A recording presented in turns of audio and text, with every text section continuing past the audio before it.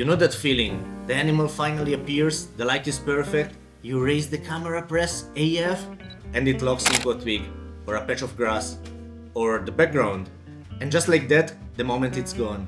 Most photographers blame the camera. Too slow, wrong lens, not pro enough. But here's the truth, 90% of the time, the gear is not the problem.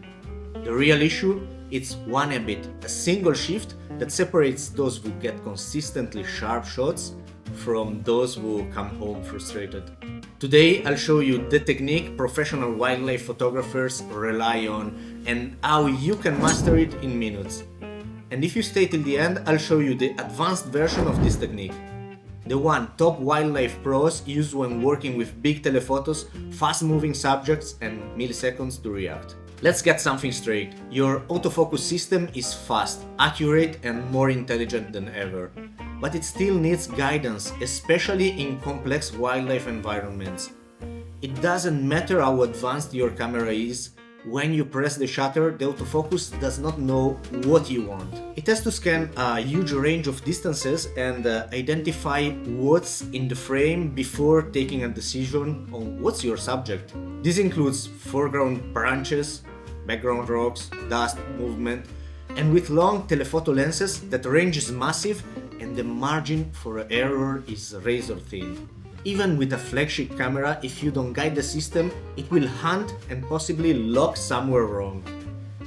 When that happens, you've already missed the shot. So the problem is not capability, but is to use this gear in the best way.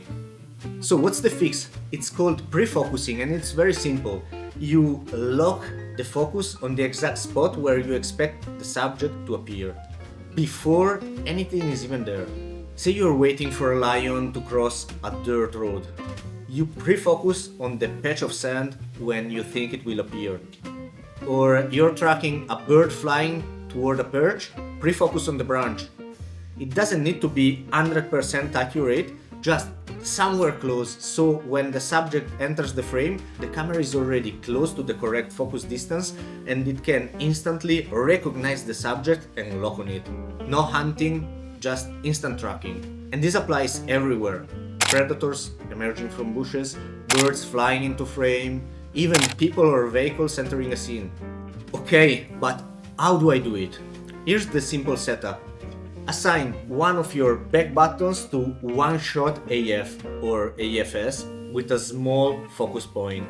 If you haven't set up your AF buttons yet, I've got a full tutorial on that, feel free to check it out. Once you did that, second step, use the back button to prefocus exactly where you expect the action to happen. Third, when the subject enters the frame, press the shutter button. Your main AF system will kick in servo or AFC mode and it locks on the subject without any delay. No hunting, no hesitation, you're already dialed in. It sounds almost too simple, but once you try it will just make sense. I really started using this habit consistently while in the Kalahari. It's a place full of incredible photographic opportunities, but they don't last long. A cheetah suddenly emerged from the grass. For a moment everything aligns and then it's gone. You don't get time to fumble with settings or to let your autofocus hunt. That's why learning to read behaviors become important. You start picking up small cues, body language, patterns, movement, and when you can anticipate what's about to happen, you prefocus, compose the shot and wait. No panic, no guessing, you're just ready. And that's exactly what we will practice in the field. In May 2026, I'm leading another photo tour in the Kalahari.